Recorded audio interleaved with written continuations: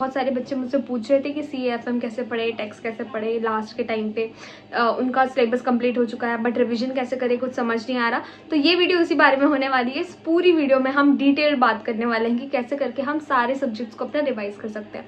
मैं इसमें सारे सब्जेक्ट्स कवर करूंगी जो आपके CS एग्जीक्यूटिव के हैं, वेदर मॉड्यूल 1 और मॉड्यूल 2। तो बने रही वीडियो में। Hi everyone, welcome back to the channel CS World with Sheetal. Hope so you all are guys doing wonderful and wonderful. Myself Sheetal Bhatt, I am CS professional student. So guys, I want to show you something. आप देख सकते हो, इससे मैंने schedule बनाया था एक page पे। ये मेरा ये लास्ट अटेम्प्ट का है। इसमें CMA FSM मतलब मैंने यहाँ पे डेट लिखी है एंड यहाँ पे मैंने फर्दर लिखा है कौन से दिन में मुझे क्या क्या पढ़ना है। और मैंने इसको अपने जहाँ पे भी मैं पढ़ाई करती थी जैसे लाइब्रेरी में, तो वहाँ पे ऐसे स्टिक कर दिया था ताकि ये डेली मेरी आंखों के सामने रहे कि मुझे आज ये करना है, मतलब यही करना है, और उसी चीज़ को मैं अच्छे से फॉलो करती थी।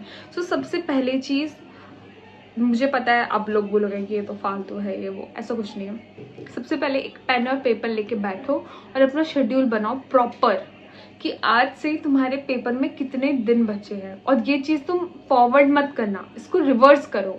जैसे कि 21 से हमारे पेपर स्टार्ट हो जाते हैं, तो 21 से बाद आप लिखोगे पेपर इस दिन को इतना है, इस तारीख को इतना है, इस तारीख को इतना है। उससे पहले का शेड्यूल बनाना शुरू कर दो कि उससे पहले कौन कौन सा सब्जेक्ट आपको कब कब पढ़ने हैं। क्योंकि जब तक आप 1 डे बिफोर रिवीजन वाला नहीं सोच के रखोगे ना कि मुझे एक दिन पहले ऐसे पढ़ना है, तब तक कुछ नहीं होने वाला। सो सबसे पहले आप ये करोगे, एक पेपर लो, प्रॉपर डेट वाइज लिखो कि ये डेट है, ये डे है, ये डेट है, ये डे है। और फिर उसके बाद अपना रिवर्स स्टार्ट कर दो कि जैसे फॉर एग्जाम्पल मैं आपको दिखाती हूँ।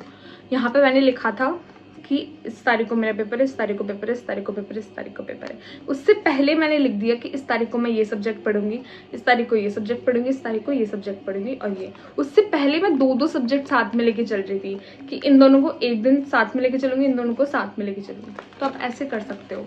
अब हम बात करने वाले हैं कि हम कैसे पर्टिकुलर सब्जेक्ट्स पढ़ें। तो चलते हैं वीडियो में आगे। CS दिसंबर 2024 अटेम्प्ट सिर्फ और सिर्फ 2 महीने दूर है। ऐसे में क्या रिक्वायर्ड है? एक super fast precise guided approach जिससे आप अपना एग्जाम क्लियर कर सकते हो। ये सुनने में तो आसान लगता है बट करना थोड़ा मुश्किल है। पर डर किस बात का? फिजिक्स वाला है ना, फिजिक्स वाला लेके आए हैं अपने बैचेस में बम्पर डिस्काउंट, जिसको आप यूज करके अपनी पढ़ाई स्टार्ट कर सकते हो। PW लेके आया है CS एग्जीक्यूटिव दिसंबर 2024 2.0 सर्व बैचेस, जिसमें आपको 2 अक्टूबर की सेल में मिलेंगे बम्पर डिस्काउंट। चाहे आप मॉड्यूल 1 दे रहे हो या मॉड्यूल 2 दे रहे हो या फिर आप बोथ मॉड्यूल दे रहे हो या फिर आपको फास्ट ट्रैक रिवीजन चाहिए, इनके पास सारे बैचेस अवेलेबल हैं। अगर आप हाई पेस पे अपनी प्रिपरेशन स्टार्ट करना चाहते हो तो आप PW के CS executive fast track batch भी ले सकते हो। मॉड्यूल 1 और मॉड्यूल 2 कॉम्बो की प्राइस आपको मिलेगी सिर्फ 3200, जो कि पहले 10,000 की हुआ करती थी। इसमें आपको मिलेंगे recorded lectures, India top faculty, live and recorded classes with unlimited views, previous 10 years questions, concept clarity through case studies and much more.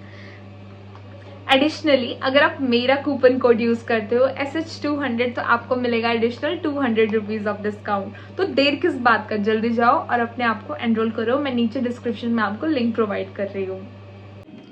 हाँ जी, तो स्टार्ट करते हैं अपने फेवरेट सब्जेक्ट GIGL से। मुझे पता है कुछ बच्चों को ये सब्जेक्ट बिल्कुल पसंद नहीं है बट कुछ बच्चों को ये सब्जेक्ट बहुत ज़्यादा पसंद आता है।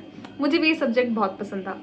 सो GIGL में ऐसा कोई बाइफिकेशन नहीं है कि कौन सा पार्ट कितने मार्क्स का है, बट फिर भी मैं आपको कुछ इंपॉर्टेंट चैप्टर बता देती हूँ। मतलब इसमें ना आपको खुद से ABC करके ग्रुप बनाना चाहिए।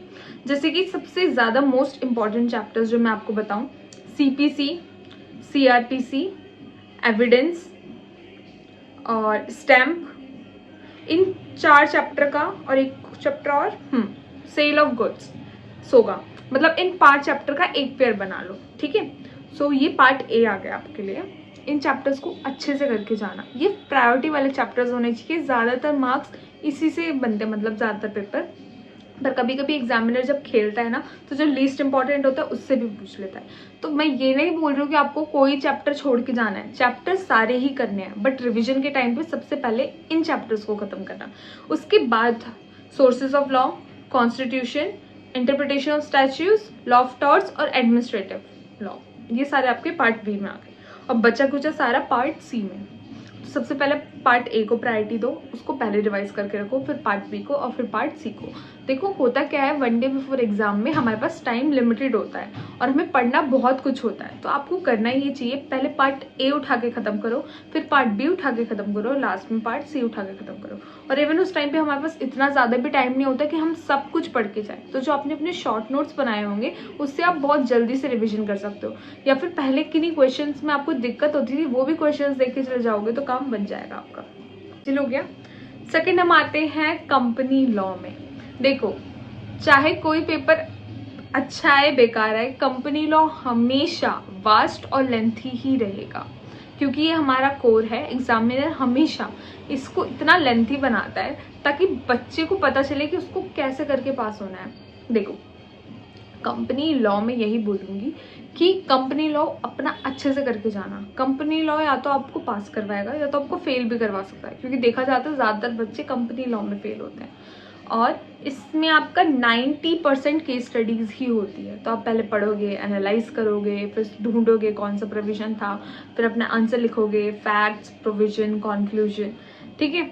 सो पार्ट बी पहले करना, मैंने भी ऐसे किया था। कंपनी लॉ का पार्ट बी आपका 40 मार्क्स का आता है और मात्र उसमें आपको करने हैं 6-7 चैप्टर।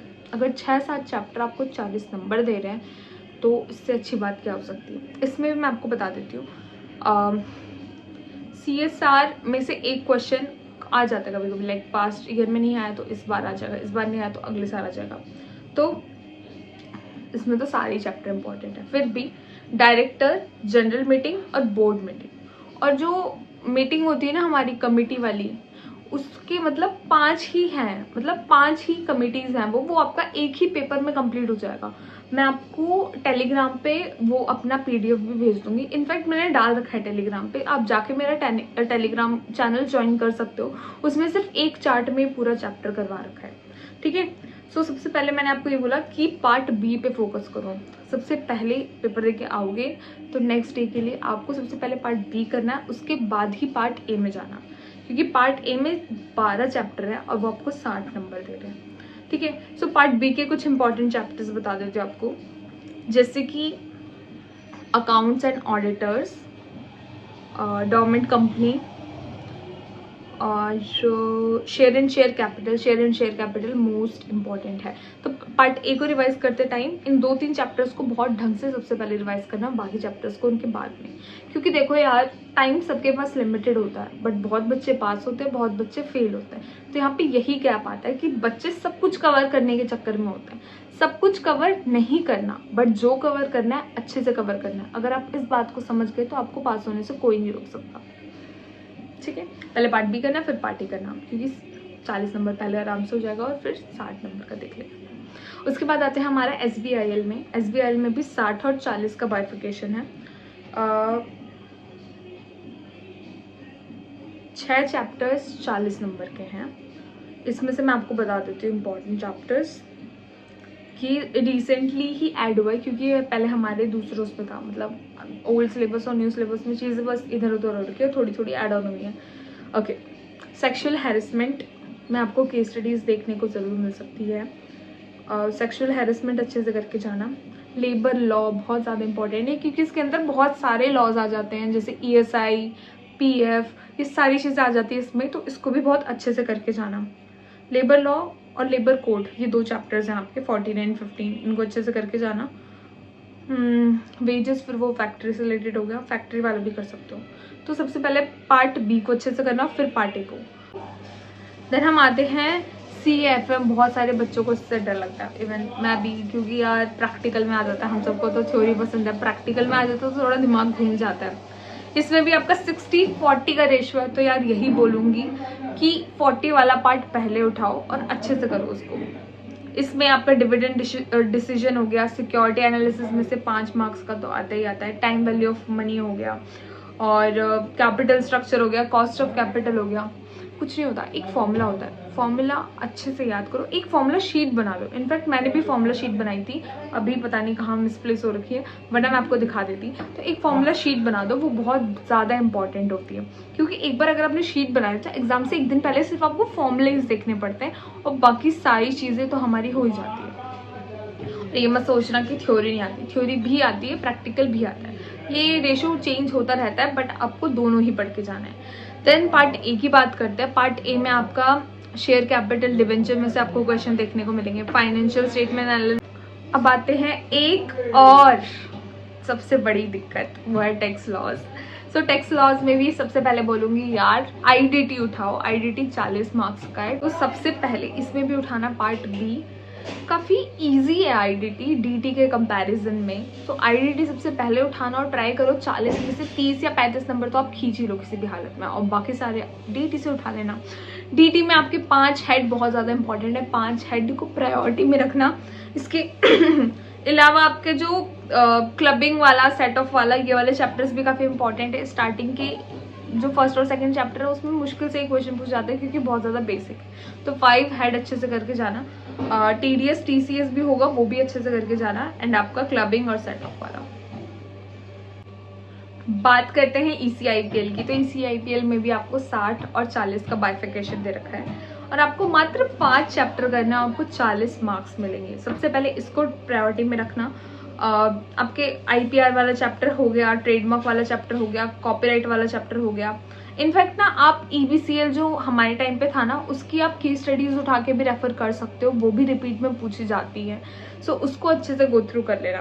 देन आता है हमारा पार्ट 1।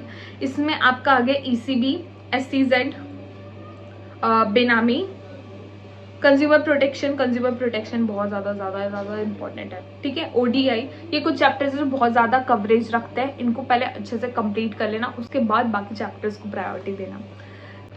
सो गाइज एसएलसीएम में सबसे ज़्यादा इंपॉर्टेंट आपका बन जाता है पार्ट ए, जो कि मात्र 40 नंबर का है। मात्र 40 नंबर नहीं, 40 नंबर से इंसान पास हो सकता है। तो कैपिटल मार्केट सबसे पहले उठाना। इसमें आप security contract regulation act, SEBI और डिपॉजिटरी, ये 3 चैप्टर बहुत ज़्यादा इंपॉर्टेंट है, इनको अच्छे से करके जाना। उसके बाद दूसरे चैप्टर्स को उठाना। फिर आता है हमारा सिक्योरिटीज लॉ सेकेंड पार्ट। इसमें आपका हो गया insider trading, buyback, mutual fund और एलओडीआर, आईसीडीआर। मतलब अगर मैं प्रायोरिटी वाइज बताऊँ, आईसीडीआर, एलओडीआर, बायबैक, ये 3 रेगुलेशन तो मस्ट है, इनको तो बहुत अच्छे से तगड़ी तरीके से करके जाना। उसके बाद आपका इनसाइडर ट्रेडिंग, इसमें मतलब यही क्वेश्चन पूछते हैं कि ये इनसाइडर है या नहीं है, या फिर क्या क्या चीज़ें होती है इसमें, और डी लिस्टिंग में से कम क्वेश्चन आते हैं बट कर सकते हो, और टेक ओवर वाला भी अच्छे से करके जाना। क्या ले रही हूँ, सी लॉ। तो सी लॉ का 15 अक्टूबर को पार्ट ए पूरा रिविजन करना है, और 16 अक्टूबर को पार्ट बी पूरा रिवीजन करना है, 17 को बोथ रिवीजन करना है, ठीक है। अब अगर मैं इन तीनों का ले लूँ, इसमें भी सेम आएगा आपका पार्ट ए, अरे जूम क्यों नहीं हो रहा, पार्ट ए,